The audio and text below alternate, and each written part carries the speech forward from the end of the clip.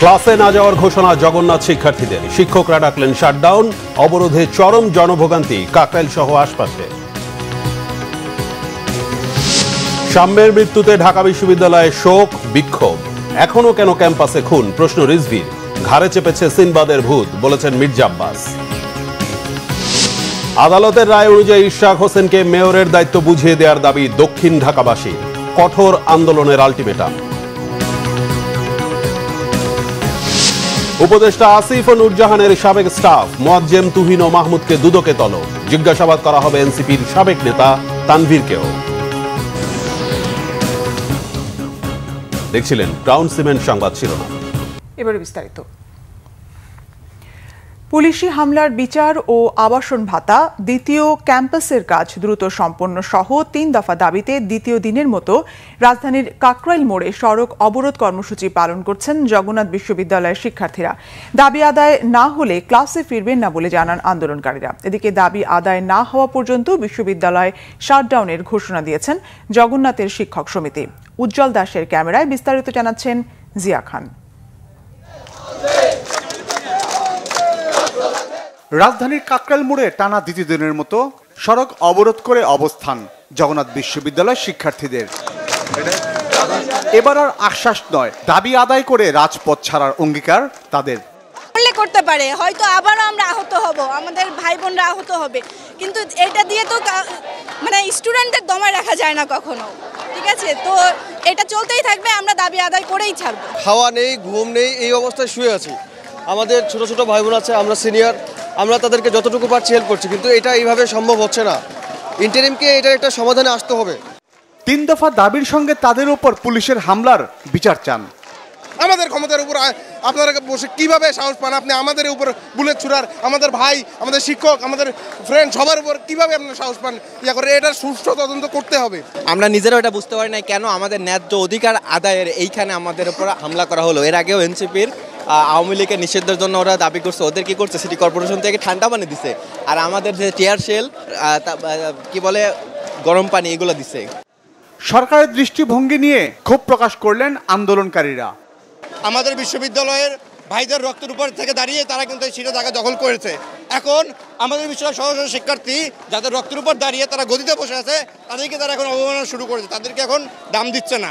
আমাদের যে 20 বছরের যে ক্ষোভ, আমাদের হল নেই, মাথার উপর একটা ছাদ নেই, আজকে কোনো 20টা বছর ধরে আমরা একটা টাকা আবাসন ভাতা পাচ্ছি না। এই ক্ষোভ থেকেই মূলত বোতলটা মেরেছে। আর তবে ও যেটা করেছে এর জন্য অন্যায়, এটা আমাদের বিশ্ববিদ্যালয় থেকে ব্যবস্থা নেবে এর জন্য। শিক্ষার্থীদের সঙ্গে শিক্ষকরাও রাজপথে থেকে দাবি আদায়ের ঘোষণা দেন।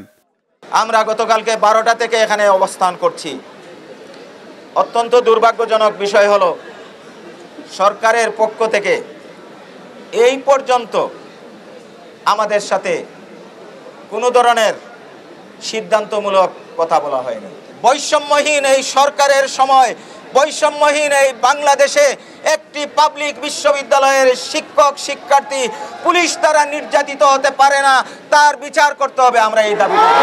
কাকরাইল মোড় অবরোধের কারণে যান চলাচল বন্ধ হয়ে যায়, যার চাপ পড়ে আশপাশের সড়কগুলোতে। ভোগান্তিতে পড়তে হয় সাধারণ মানুষকে। জিয়া খান, বাংলা ভিশন, ঢাকা। রাজধানী কাকরাইলে গতরাতে তথ্য উপদেষ্টা মাহফুজ আলমকে লক্ষ্য করে পানির বোতল নিক্ষেপের ঘটনায় ক্ষুব্ধ প্রতিক্রিয়া জানিয়েছে জাতীয় নাগরিক পার্টি এনসিপি। এনসিপির শীর্ষ নেতারা বলেছেন, সমালোচনা গণতান্ত্রিক অধিকার, কিন্তু শারীরিক লাঞ্ছনা বর্বরতা। মাহফুজ আলমের সঙ্গে যা হয়েছে তার চেয়ে নিকৃষ্ট আর কি হতে পারে সেই প্রশ্নও করেছেন তারা। জগন্নাথ বিশ্ববিদ্যালয়ের আন্দোলনরত শিক্ষার্থীদের সঙ্গে কথা বলতে বুধবার রাতে কাকরাইল মসজিদের সামনে গিয়েছিলেন উপদেষ্টা মাহফুজ আলম। সেখানে কথা বলার এক পর্যায়ে তাকে লক্ষ্য করে একটি প্লাস্টিকের পানির বোতল ছুঁড়ে মারা হয়। মাহফুজ আলমের সঙ্গে যা ঘটেছে সেটিকে হামলা হিসেবে বর্ণনা করে এর নিন্দা জানিয়েছেন এনসিপির নেতারা। সাম্য হত্যাকে কেন্দ্র করে সামাজিক যোগাযোগ মাধ্যমে গুপ্ত সংগঠনের লোকজন মিথ্যা প্রোপাগান্ডা ছড়াচ্ছে বলে দাবি করেছেন ছাত্রদলের সভাপতি রাকিবুল ইসলাম রাকিব। আর বিশ্ববিদ্যালয়ের প্রক্টরের গাফিলতির কারণেই সাম্যকে প্রাণ হারাতে হয়েছে বলে দাবি করেছেন ছাত্রদলের ঢাকা বিশ্ববিদ্যালয়ের সভাপতি গণেশ চন্দ্র রায় সাহস। সাম্য হত্যার বিচারের দাবিতে ভিসির বাসভবনের সামনে অবস্থান কর্মসূচি থেকে এসব কথা বলে তারা। এদিন সাম্যের প্রতি শ্রদ্ধা জানিয়ে বিশ্ববিদ্যালয় প্রশাসন অর্ধবেলা সকল ক্লাস ও পরীক্ষা স্থগিত রাখে। বিস্তারিত জানাচ্ছেন মামুন আব্দুল্লাহ। ঢাকা বিশ্ববিদ্যালয়ের স্যার এফ রহমান হল শাখা ছাত্রদলের সাহিত্য ও প্রকাশনা সম্পাদক শাহরিয়ার আলম সাম্য নিহতের প্রতিবাদে পূর্ব নির্ধারিত কর্মসূচির অংশ হিসেবে ভিসির বাসভবনের সামনে অবস্থান নেয় ছাত্রদল। সকাল থেকে বিভিন্ন কলেজ ও বিশ্ববিদ্যালয়ের ছাত্রদলের নেতাকর্মীরা অবস্থান নেন ভিসির বাসভবনের মূল ফটকে। এ সময় সহপাঠী ও দলীয় কর্মী হত্যার সুষ্ঠু বিচার দাবি করেন তারা। এখানে যারাই পড়ে ম্যাক্সিমাম ছাত্রগুলা মেধাবী এবং খুবই ভালো ছাত্ররাই চান্স পায়, তারাই লেখাপড়া করে, তারাই তো দেশ পরিচালনা করবে, দেশের জন্য কাজ করবে। এইভাবে যদি দিনের পর দিন লাশ হইতে থাকে, মৃত্যু হইতে থাকে, অকালে মৃত্যু ঘটে, তাহলে দেশের মানুষের কি হবে? আমরা খুনিদের দৃষ্টান্তমূলক শাস্তি চাই, আমরা খুনিদের ফাঁসি চাই। একই সাথে ঢাকা বিশ্ববিদ্যালয়ের প্রশাসন যারা সাধারণ শিক্ষার্থীদের নিরাপত্তা দিতে ব্যর্থ হয়েছে তাদের পদত্যাগ দাবি করছি। অবস্থান কর্মসূচিতে অংশ নেন ছাত্রদলের কেন্দ্রীয় সভাপতি। বলেন, সাম্য হত্যা নিয়ে নোংরা রাজনীতি করছে একটি দল। সাম্য হত্যায় প্রক্টরের গাফিলতির অভিযোগ ঢাকা বিশ্ববিদ্যালয়ে ছাত্রদলের সভাপতির। সাম্য হত্যার কারণে উদ্ভূত পরিস্থিতিতেও বাংলাদেশের গুপ্ত সংগঠন রয়েছে, বিভিন্নভাবে সাম্যকে খাটো করে সোশ্যাল মিডিয়ায় প্রপাগান্ডা চালিয়ে যাচ্ছে। তাদের বিরুদ্ধে আমাদের সুস্পষ্ট কিছু অবস্থান রয়েছে। এখন পর্যন্ত বিশ্ববিদ্যালয়ের বিসি স্যার এবং প্রক্টর স্যারের কাছ থেকে সুস্পষ্ট কোনো বক্তব্য আমরা এখন পর্যন্ত পাইনি। ঢাকা বিশ্ববিদ্যালয় ক্যাম্পাসে নিরাপত্তার যে দেখভালের অবস্থা, সেটা প্রক্টর, অবশ্যই প্রক্টরকে এখানে এই পদ থেকে সরাতে হবে এবং এই দায় ভিসিও কোনোভাবে এড়াতে পারে না। এজন্য আমরা ভিসিকেও যত উপযুক্ত আইনের আয়তায় নিয়ে সেই পদে বহাল থাকার ন্যূনতম আর রাখে কিনা। এদিকে ঢাকা বিশ্ববিদ্যালয়ের শিক্ষা ও গবেষণা ইনস্টিটিউটের মাস্টার্সের শিক্ষার্থী শাহরিয়ার আলম সাম্য হত্যার ঘটনায় বৃহস্পতিবার শোক পালন করে বিশ্ববিদ্যালয় প্রশাসন। এদিন অর্ধবেলা ক্লাস ও পরীক্ষাও স্থগিত রাখা হয়। পরীক্ষা ছিল, পরীক্ষা ক্যান্সেল করে দিয়েছে, ক্লাস ছিল, ক্লাসও ক্যান্সেল হয়ে গেছে, কেউ আসতেছে না, শিক্ষকেরও নাই। যাদের ওই যে কাজ থাকে তারা আসার পরে চলে যাচ্ছে। বিভাগীয় কার্যক্রম চলতেছে, ক্লাস এবং পরীক্ষা সময় বন্ধ রয়েছে আর কি। ছাত্ররা তো আসে না, আমরা নোটিশ দিয়ে জানিয়ে দিয়েছি। এদিকে সরওয়ার্দী উদ্যানে নিরাপত্তা জোরদারে এবং উদ্যানের সুষ্ঠু পরিবেশ ফিরিয়ে আনতে অভিযান চালায় ঢাকা দক্ষিণ city corporation. Mamun Abdullah, Bangla vision, Dhaka. ডানে বামে সব দিকে তাকিয়ে দেশ শাসন করতে অন্তর্বর্তী সরকারকে পরামর্শ দিয়েছেন বিএনপির সিনিয়র যুগ্ম মহাসচিব রুহুল কবির রিজভী। তিনি বলেন, না হলে কেউ রক্ষা পাবেন না, জনগণ ধরে ফেলবে। বৃহস্পতিবার জাতীয় প্রেস ক্লাবের সামনে ঢাকা বিশ্ববিদ্যালয়ের ছাত্র সাম্য হত্যাকাণ্ডের প্রতিবাদে আয়োজিত মানববন্ধনে কথা বলেন তিনি। উত্তরাঞ্চল ছাত্র ফোরাম আয়োজিত মানববন্ধনে রিজভী বলেন, আওয়ামী লীগ তো ক্ষমতায় নেই, দানবীয় শাসনও এখন নেই। বিগত 15 বছর তাদের দৌরাত্মে বিরোধী মতের ছাত্ররা নিপীড়নের শিকার ছিল। এখন কেন বিশ্ববিদ্যালয়ে লাশ পড়বে? প্রশ্ন রেখে রিজভী বলেন, 5 তারিখের পর সবাই শান্তি চেয়েছিল, কি অন্যায় ছিল সাম্যের? এমন প্রশ্ন রাখেন তিনি। বলেন, নদী আগ্রাসনের বিরুদ্ধে কথা বলায় আবরারকে জীবন দিতে হয়েছে। সাম্য হত্যার পেছনে রাজনৈতিক কারণ আছে উল্লেখ করে রিজভী বলেন, পুলিশ গ্রেফতার করেছে 3 ভবঘুরেকে। সাম্য হত্যায় দায়ীদের দৃষ্টান্তমূলক শাস্তির দাবি জানান বিএনপির এই নেতা।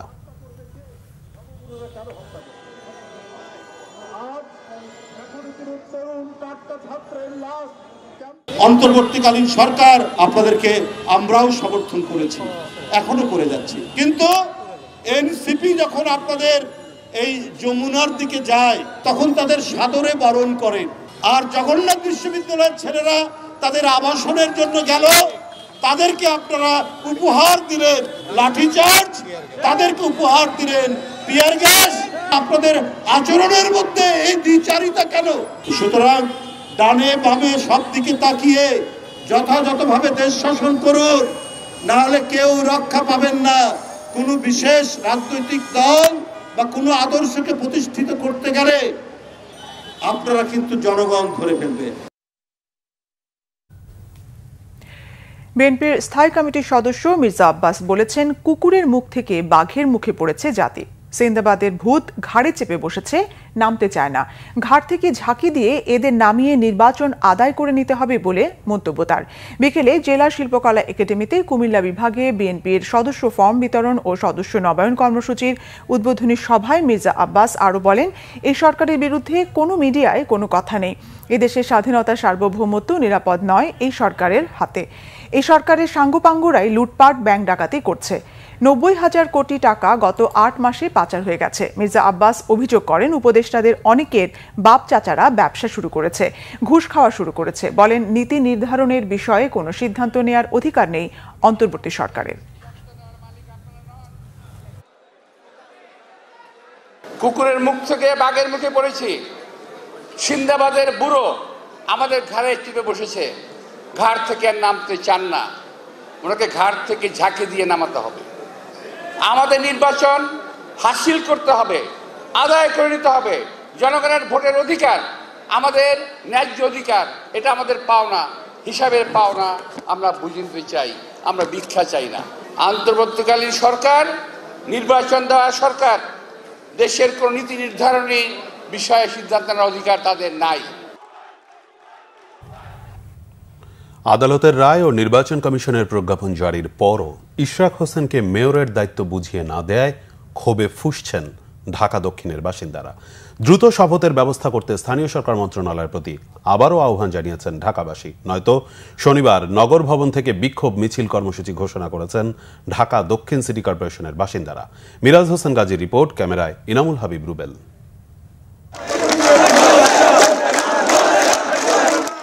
নগরবাসী তাদের ভোটে নির্বাচিত মেয়রকে দায়িত্ব বুঝিয়ে দেওয়ার দাবিতে দ্বিতীয় দিনের মতো ঢাকা দক্ষিণ সিটি কর্পোরেশনের বাসিন্দাদের এই বিক্ষোভ। আগের দিনের ঘোষিত কর্মসূচি ছিল নগর ভবনের নিচতলায় গণ অবস্থান, কিন্তু সকাল থেকে প্রধান ফটক তালাবদ্ধ থাকায় সামনের সড়কেই অবস্থান নিয়ে বিক্ষোভ করতে থাকেন তারা।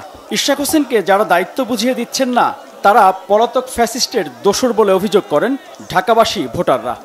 আমাদের ইঞ্জিনিয়ার ইশরাক হোসেনকে অবিলম্বে শপথ করিয়ে তার দায়িত্ব তাকে বুঝিয়ে দিবে। আর যদি তা না করে, যে কোনো অনাকাঙ্ক্ষিত ঘটনার জন্য যারা এই পরিস্থিতি সৃষ্টি করেছে তারা দায়ী থাকবে। আমাদের আরো কঠোর থেকে কঠোর কর্মসূচি হবে। কর্মসূচি দিয়ে আন্দোলন সংগ্রামের মাধ্যমে আমাদের ন্যায্য পাওনাটুকু আমাদের ইঞ্জিনিয়ার ইশরাক সাহেব বুঝে নেবে। আমরা ঢাকা দক্ষিণবাসী ঐক্যবদ্ধভাবে আজকে রাজপথে আছি এবং ইশরাকের শপথ না হওয়া পর্যন্ত আমাদের আন্দোলন সংগ্রাম চলছে এবং চলছে। গণতান্ত্রিক অধিকার ফিরে পাওয়ার জন্য আমরা ইঞ্জিনিয়ার ইশরাক হোসেন সাহেবকে আমরা মেয়র হিসেবে দেখতে চাই। কোন অদৃশ্য শক্তির কারণে এটা কালক্ষেপণ করা হচ্ছে, আমরা নগরবাসী আসলে জিনিসটা বুঝতে পারতেছি না। বিক্ষুব্ধ নগরবাসী বলেন, আদালতের রায় ও নির্বাচন কমিশনের প্রজ্ঞাপনের পরও শপথের টালবাহানা করায় স্থানীয় সরকার মন্ত্রণালয় জনগণের বিপক্ষে অবস্থান নিয়েছে। হাসিনার প্রেতাত্মারা এখনো সচিবালয়ে আছে, তারাই আজকে কলুষিত করতে চাচ্ছে এবং জনগণকে ভিন্ন খাতে প্রবাহিত করতে চাচ্ছে। অন্তর্বর্তী সরকারের সংশ্লিষ্ট ডিপার্টমেন্টকে বলবো, আপনারা এটাকে ডিলে না করে অতি শীঘ্র এটাকে অ্যাকসেপ্ট করে তাকে শপথ বাক্য পাঠ করানো হোক। ইঞ্জিনিয়ার ইশরাক হোসেনকে তার যোগ্য মর্যাদায় বসতে দেন। বেলা 11টার দিকে প্রধান ফটক খুলে ভিতরে প্রবেশ করেন বিক্ষুব্ধ ঢাকাবাসী। ভবনের নিচতলায় অস্থায়ী মঞ্চে গণ অবস্থান কর্মসূচি শুরু করেন ঢাকাবাসী। আমরা এবার বসে থাকবো, প্রয়োজন অবস্থান কর্মসূচি হবে, আমরা অনশন ধর্মঘট করবো, কিন্তু আইন ফলো করতে হবে। কারণ এখন জনগণের সরকার, এখন আর স্বৈরাচার নাই, বিধায় আমাদের আন্দোলন করতে হবে। আমাদের যে আন্দোলন করতে হবে এটা আমরা কল্পনা করতে পারি না। এটা তো সেটেল ইস্যু, আদালত কর্তৃক রায় হচ্ছে, তাকে বসতে দেওয়া হবে এবং যদি বসতে না দেওয়া হয় টালবাহানা করে আমরা তীব্র আন্দোলন করবো। আবার অবিলম্বে ইশরাকের শপথ গ্রহণ করা হোক, অন্যথায় আমরা এলাকায় আমাদের সিটি কর্পোরেশনের যে ট্যাক্স খাজনা আছে, খাজনা বন্ধ করে দিতে বাধ্য হব। আগামী শনিবার সকাল 10টায় আমরা এই নগর ভবনে উপস্থিত হব, নগর ভবনে জড়ো হব। এই নগর ভবনে জড়ো হয়ে আমরা প্রেস ক্লাব হয়ে বিক্ষোভ মিছিল করতে করতে আমরা প্রেস ক্লাবে যাব। প্রেস ক্লাব হয়ে আমরা সচিবালয় ঘুরে আবার এই ঢাকা দক্ষিণ সিটি কর্পোরেশনের এই স্থানে আবারও কথা বলব। দ্রুত সময়ের মধ্যে ইশরাক হোসেনকে শপথ গ্রহণের ব্যবস্থা করে দায়িত্ব বুঝিয়ে দেয়া না হলে পুরো ঢাকা অচল করার মতো কর্মসূচির হুঁশিয়ারি দেন ঢাকা দক্ষিণ সিটি কর্পোরেশনের ভোটাররা। মিরাজ হোসেন গাজী, বাংলা ভিশন, ঢাকা। অন্তর্বর্তী সরকারের প্রধান উপদেষ্টা ডক্টর মোহাম্মদ ইউনূসের তেজগাঁও কার্যালয়ে উপদেষ্টা পরিষদের বৈঠক অনুষ্ঠিত হয়েছে। বৃহস্পতিবার উপদেষ্টা পরিষদের এই বৈঠকে সভাপতিত্ব করেন প্রধান উপদেষ্টা। প্রধান উপদেষ্টার উপ প্রেস সচিব আবুল কালাম আজাদ মজুমদার এই তথ্য জানান। মুক্তিযুদ্ধ বিষয়ক মন্ত্রণালয় সূত্রে জানা গেছে, বঙ্গবন্ধু শেখ মুজিবুর রহমান, সৈয়দ নজরুল ইসলাম ও তাজউদ্দিন আহমেদ সহ ৭০-এর নির্বাচনে বিজয়ী ৪ শতাধিক রাজনীতিবিদদের MNA বা MPA বীর মুক্তিযোদ্ধার স্বীকৃতি বহাল রেখে সংশোধিত জাতীয় মুক্তিযোদ্ধা কাউন্সিল অধ্যাদেশ ২০২৫ খসড়া লেজিসলেটিভ ও সংসদ বিষয়ক বিভাগের ভেটিং সাপেক্ষে নীতিগত ও চূড়ান্ত অনুমোদন দেওয়া হয়েছে। এর ফলে মুক্তিযুদ্ধের সহযোগীর সংজ্ঞা পরিবর্তন করায় প্রবাসী সরকার তথা মুজিবনগর সরকারের সবাই মুক্তিযোদ্ধা হিসেবে বহাল থাকবেন।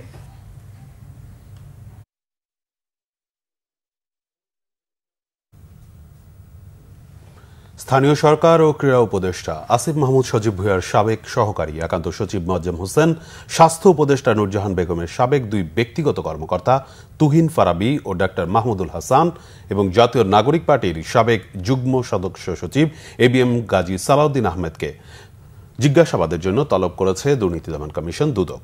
তাদের হাজির হওয়ার জন্য নোটিশ ইস্যু করেছেন দুদকের অনুসন্ধান কর্মকর্তা। দুদক মহাপরিচালক আক্তার হোসেন এ বিষয়ে বলেছেন, তুহিন ফারাবী ও মাহমুদুল হাসানকে 20 মে জিজ্ঞাসাবাদের জন্য ডাকা হয়েছে। গাজী সালাউদ্দিন আহমেদ তানভীরকে 21 মে এবং মোয়াজ্জেম হোসেনকে ডাকা হয়েছে 22 মে। তাদের বিরুদ্ধে কেনাকাটায় কমিশন ও বদলি বাণিজ্য সহ বিভিন্ন দুর্নীতির অভিযোগ রয়েছে। গত 22 এপ্রিল স্থানীয় সরকার মন্ত্রণালয়ের উপদেষ্টা আসিফ মাহমুদ সজীব ভুঁইয়ার APS মোয়াজ্জেম হোসেনকে অব্যাহতি দেওয়া হয়। তার বিরুদ্ধে ওঠা অভিযোগের বিষয়ে দুদকে তদন্তের অনুরোধ জানান উপদেষ্টা আসিফ মাহমুদ সজীব ভুঁইয়া। এর আগে দুর্নীতির অভিযোগ ওঠায় স্বাস্থ্য উপদেষ্টা নূরজাহান বেগমের পিও ছাত্র প্রতিনিধি তুহিন ফারাবীকে অব্যাহতি দেওয়া হয়। গত 21 এপ্রিল জাতীয় নাগরিক পার্টির যুগ্ম সদস্য সচিব গাজী সালাউদ্দিন তানভীরকে দল থেকে সাময়িক অব্যাহতি দেওয়া হয়। তার বিরুদ্ধে পাঠ্য বই ছাপানোর কাগজ কেনায় কমিশন বাণিজ্যের অভিযোগ রয়েছে।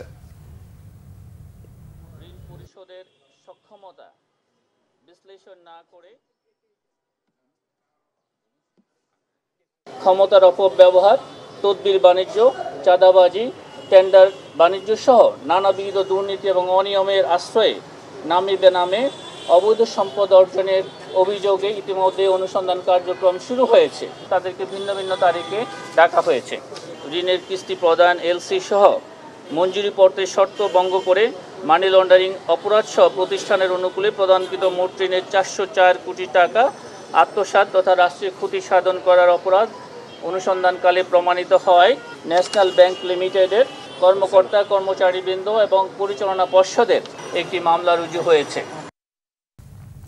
এদিকে স্থানীয় সরকার ও ক্রীড়া উপদেষ্টা আসিফ মাহমুদ সজীব ভুঁইয়ার সাবেক সহকারী একান্ত সচিব মোয়াজ্জেম হোসেন, স্বাস্থ্য উপদেষ্টা নূরজাহান বেগমের সাবেক ব্যক্তিগত কর্মকর্তা ছাত্র প্রতিনিধি তুহিন ফারাবী ও জাতীয় নাগরিক পার্টির সাবেক যুগ্ম সদস্য সচিব ABM গাজী সালাউদ্দিন আহমেদ তানভীরের দুর্নীতি তদন্তের অগ্রগতি জানতে দুদকের সামনে অবস্থান কর্মসূচি পালন করেছে বাংলাদেশ যুব অধিকার পরিষদ। বেলা 11:30টায় জাতীয় প্রেস ক্লাবে জমায়েত হয়ে মিছিল নিয়ে দুদকের সামনে গিয়ে অবস্থান নেন যুব অধিকার পরিষদের নেতাকর্মীরা। অবস্থান কর্মসূচি থেকে 5 সদস্যের একটি প্রতিনিধি দল দুদক চেয়ারম্যানের সঙ্গে সাক্ষাৎ করে তদন্তের অগ্রগতির বিষয়ে লিখিতভাবে জানতে চান। এ সময় চেয়ারম্যান জানান, কাজ চলমান রয়েছে। প্রতিনিধি দলে ছিলেন গণ অধিকার পরিষদের উচ্চতর পরিষদ সদস্য ও গণমাধ্যম সমন্বয়ক আবু হানিফ, যুব অধিকার পরিষদের সভাপতি মঞ্জুর মোর্শেদ মামুন, সাংগঠনিক সম্পাদক মুনতাজুল ইসলাম, অর্থ সম্পাদক সৈয়দ মাহবুবুর রহমান, সহসভাপতি রাহুল ইসলাম সোহেল। দেশের গণমাধ্যমের উপর সরকারের পক্ষ থেকে কোনো ধরনের নিয়ন্ত্রণ নেই জানিয়েছেন তথ্য ও সম্প্রচার উপদেষ্টা মাহফুজ আলম। ব্রিটিশ হাইকমিশনার সারা কুক বৃহস্পতিবার বিকেলে তথ্য সম্প্রচার মন্ত্রণালয় তার সঙ্গে সাক্ষাৎ করতে গেলে তথ্য উপদেষ্টা কথা জানান। বলেন, গণমাধ্যম সংস্কার কমিশনের সুপারিশ অনুযায়ী বেশ কিছু সংস্কার উদ্যোগ নেওয়া হয়েছে। আগামী 5 আগস্ট উদযাপন উপলক্ষে মন্ত্রণালয়ের পক্ষ থেকে আরও কিছু প্রামাণ্যচিত্র প্রকাশনা তৈরি করা হবে বলেও জানান মাহফুজ আলম। এ সময় ব্রিটিশ হাইকমিশনার সারা কুক এই বছর বিশ্ব মুক্ত গণমাধ্যম সূচকে বাংলাদেশ উন্নতি করায় অন্তর্বর্তী সরকারের প্রশংসা করেন। প্রধান উপদেষ্টার প্রেস সচিব শফিকুল আলম বলেছেন, 5 আগস্টের পর গণমাধ্যম অভূতপূর্ব স্বাধীনতা ভোগ করছে। জাতীয় প্রেস ক্লাবে এক আলোচনায় তিনি বলেন, সরকার কোনো সাংবাদিককে চাকরিচ্যুত করেনি। মালিকপক্ষ পুঁজি ও ব্যবসায়িক স্বার্থে সাংবাদিকদের চাকরিচ্যুত করে। সরকারের এখানে কি করতে পারে প্রশ্ন তুলে প্রেস সচিব বলেন, চাকরিচ্যুতরা শ্রম আইনে মামলা করতে পারেন। প্রধান উপদেষ্টার প্রেস সেক্রেটারি আরও বলেন, অনেক সম্পাদক এখন নীতি নৈতিকতা নিয়ে কথা বলছেন, কিন্তু ফ্যাসিবাদী আমলে তারা সংগ্রামের সম্পাদক আবুল আসাদকে টেনে হিঁচড়ে অফিস থেকে বের করে নিয়ে আসার ঘটনায় কোনো নিন্দা জানাননি। 168 জনের অ্যাক্রেডিটেশন কার্ড বাতিলের সিদ্ধান্ত ভুল ছিল জানিয়ে বলেন, সাংবাদিকদের অ্যাক্রেডিটেশনের দেয়া হবে 266 জন সাংবাদিকের বিরুদ্ধে হত্যা মামলা প্রসঙ্গে তিনি বলেন, কেউ মামলা করলে সরকারের পক্ষে ঠেকানো অসম্ভব। ফ্যাসিবাদের দোষর সাংবাদিকদের ভুল স্বীকার করে ক্ষমা চাওয়ার আহ্বান জানান তিনি। রাজস্ব অধ্যাদেশ বাতিল এবং টেকসই রাজস্ব সংস্কারের দাবিতে কাস্টমস, ভ্যাট ও ট্যাক্স বিভাগের বিভিন্ন দপ্তরে এবং জাতীয় রাজস্ব বোর্ডের প্রধান কার্যালয়ে দ্বিতীয় দিনের মতো কলম বিরতি কর্মসূচি পালিত হয়েছে। শনিবার 17 মে বিকেল 3টার মধ্যে দাবি মানা না হলে নতুন কর্মসূচি ঘোষণা করা হবে বলে জানিয়েছে এনবিআর সংস্কার ঐক্য পরিষদ।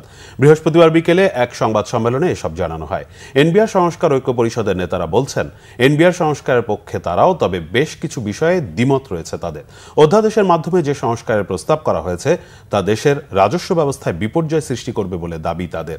এনবিআর সংস্কার কমিশনের প্রস্তাবনা কেন জনসম্মুখে প্রকাশ করা হলো না তা নিয়েও প্রশ্ন তোলেন পরিষদের নেতারা। বৃহস্পতিবার সকাল 10টা থেকে দুপুর 3টা পর্যন্ত কলম বিরতি কর্মসূচি পালন করে এনবিআর সংস্কার ঐক্য পরিষদ। তবে আন্তর্জাতিক যাত্রী সেবা, রপ্তানি কার্যক্রম এবং জাতীয় বাজেট প্রণয়ন কার্যক্রম এই কর্মসূচির আওতার বাইরে রয়েছে। ময়মনসিংহ নগরের টাউন হল এলাকায় জাতীয় পার্টির প্রয়াত চেয়ারম্যান হুসেন মোহাম্মদ এরশাদের স্ত্রী ও সাবেক বিরোধী দলীয় নেত্রী রওশন এরশাদের পৈতৃক বাড়িতে হামলা ও ভাঙচুর হয়েছে। দুপুরে নির্মাণাধীন স্থাপনা ও পুরনো বাড়ির ভেতরের আসবাব ভাঙচুর করা হয়। 5 অগাস্ট আওয়ামী লীগ সরকারের পতনের পর রওশন এরশাদের পৈতৃক বাড়িটিকে দালাল মহল আখ্যা দেয় বৈষম্য বিরোধীরা। সম্প্রতি কুটুম বাড়ি নামে একটি রেস্তোরাঁর মালিক বজলুর রহমান 12 বছরের জন্য রওশন এরশাদের পরিবারের সদস্যদের কাছ থেকে বাড়িটি ভাড়া নিয়ে স্থাপনা নির্মাণের কাজ শুরু করেন।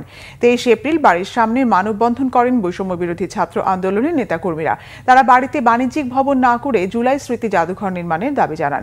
এ নিয়ে জেলা প্রশাসকের কাছে একটি স্মারকলিপিও দেওয়া হয়, কিন্তু তাদের দাবি উপেক্ষা করে রেস্তোরাঁর জন্য স্থাপনা নির্মাণ অব্যাহত থাকায় সেখানে হামলা হয়। বৈষম্য বিরোধীদের অভিযোগ, শেখ হাসিনাকে ক্ষমতায় টিকিয়ে রাখতে রওশন এরশাদ মুখ্য ভূমিকা পালন করেছেন।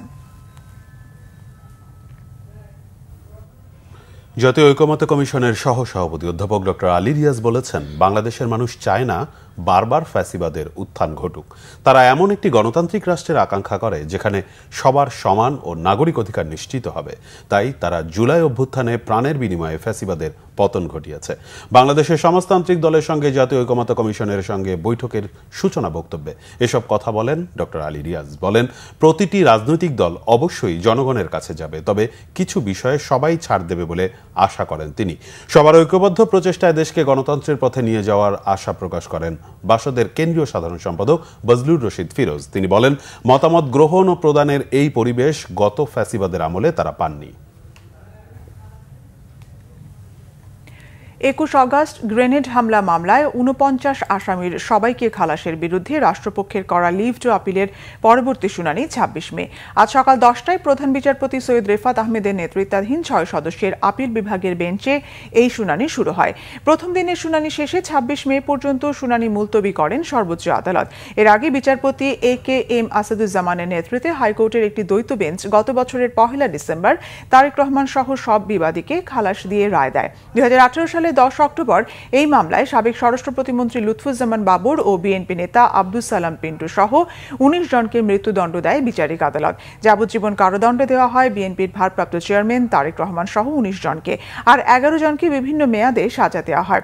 2004 সালে রাজধানীর বঙ্গবন্ধু এভিনিউয়ে আওয়ামী লীগের সমাবেশে গ্রেনেড হামলায় নিহত হন 24 জন। আবার বেশি না বলি, কারণ এটা সাবজুডিস ম্যাটারে আমরা কোর্ট অফিসার রেকর্ড হচ্ছে। আচ্ছা, সেকেন্ড চার্জশিটে লুৎফুজ্জামান বাবর সাহেব, তারেক জিয়া সাহেব এবং অন্যান্য যারা যে 30 জন যাদেরকে সেকেন্ড চার্জশিটে মুফতি হান্নানের সেকেন্ড চার্জশিটে আনা হয়েছে, ওনাদের ট্রায়ালটা আমি বলবো যে ভিসিয়েটেড এই জন্য, কারণ এই সেকেন্ড চার্জশিটটা যথাযথভাবে আইনানুগভাবে এটা কোর্টে অ্যাকসেপ্ট হয়নি এবং ওইটার উপরে কোনো কগনিজেন্স নেওয়া হয়নি, বিধায় এই ট্রায়ালটাই ভিসিয়েটেড হয়ে যায়।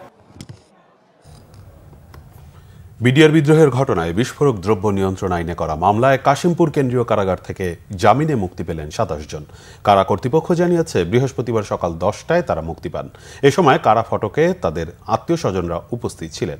এর আগে সোমবার বিডিআর বিদ্রোহের মামলায় ৪০ আসামির জামিন মঞ্জুর করে আদেশ দেয় আদালত।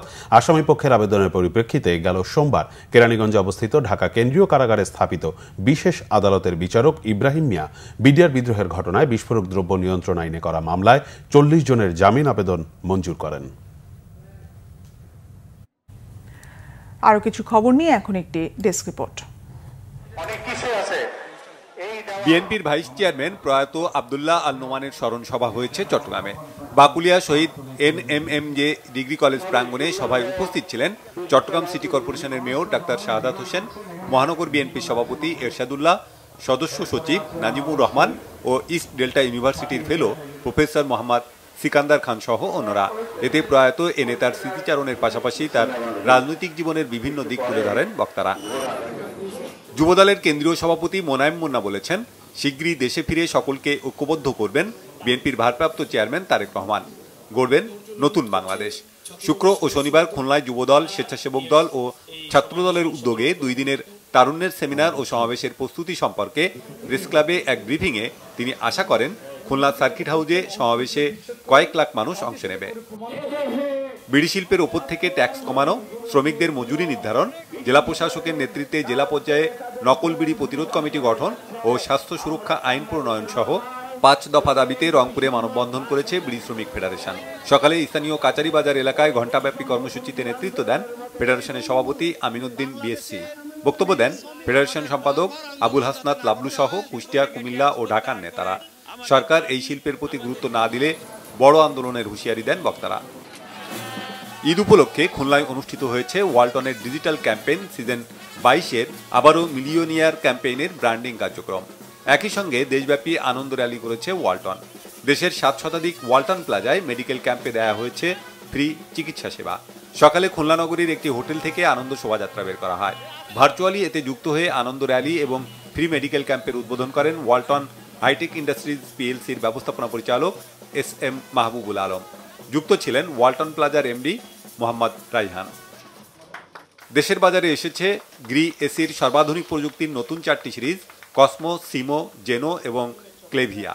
পরিবেশ বান্ধব এই বিশেষ প্রযুক্তি সম্পন্ন নতুন সিরিজ বিপণনের প্রস্তুতি নিয়েছে ইলেকট্রোমার্ট। নতুন এই সিরিজে থাকছে ন্যানো টেকনোলজি, AI প্রযুক্তি ও ন্যানো আউটডোর, যা বর্তমান বিশ্বে পরিবেশ বান্ধব সর্বাধুনিক প্রযুক্তি। স্বয়ংক্রিয়ভাবে নেটওয়ার্কের সাথে সংযোগ স্থাপনের সক্ষমতা সম্পন্ন উচ্চ প্রযুক্তির ওয়াইফাই, ব্লুটুথ নেটওয়ার্কিং ডিভাইস রয়েছে গ্রি এসিতে। অনুষ্ঠানে বিশেষ অতিথি ছিলেন গ্রি গ্লোবালের assistant general manager Ryan Chung. জ্ঞান বিজ্ঞানে করব জয়, সেরা হব বিশ্বময়, এই প্রতিপাদ্যে 46তম জাতীয় বিজ্ঞান প্রযুক্তি সপ্তাহ এবং বিজ্ঞান মেলার সমাপনী ও পুরস্কার বিতরণী হয়েছে কুড়িগ্রামে। বিকালে কুড়িগ্রাম সরকারি উচ্চ বিদ্যালয়ের হলরুমে সমাপনী অনুষ্ঠানে বক্তব্য রাখেন অতিরিক্ত জেলা প্রশাসক আসাদুজ্জামান, সাংবাদিক ও শিক্ষাবিদ অধ্যাপক শফিকুল ইসলাম বেবু, জেলা জামায়াতের সেক্রেটারি নিজামুদ্দিন ও জেলা শিক্ষা অফিসার শামসুল হক। মেলায় 9 উপজেলার 27টি শিক্ষা প্রতিষ্ঠানের শিক্ষার্থীরা অংশ নেন। Bangla vision news desk. সংবাদ শেষ করব আমরা। যাওয়ার আগে ক্রাউন সিমেন্ট শিরোনামগুলো আরেকবার জানিয়ে দিচ্ছি। ক্লাসে না যাওয়ার ঘোষণা জগন্নাথ শিক্ষার্থীদের, শিক্ষকরা ডাকলেন শাটডাউন, অবরোধে চরম জনভোগান্তি কাকরাইল সহ আশপাশে।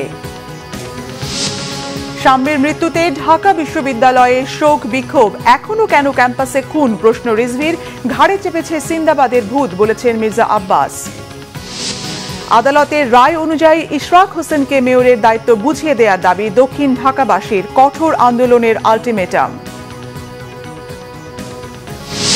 উপদেষ্টা আসিফ ও নূরজাহানের সাবেক স্টাফ মোয়াজ্জেম, তুহিন ও মাহমুদকে দুদকে তলব, জিজ্ঞাসাবাদ করা হবে এনসিপির সাবেক নেতা তানভীরকেও। এই ছিল এখনকার মতো, পরের সংবাদ রাত 1টায় দেখার আমন্ত্রণ রইল। এছাড়া বাংলা ভিশন সংবাদ ও সংবাদ সংশ্লিষ্ট অনুষ্ঠান দেখতে ভিজিট করুন www.bbnews24.com ও facebook.com/banglavishnnews এবং সাবস্ক্রাইব করুন youtube.com/banglavishnnews। ধন্যবাদ, শুভরাত্রি।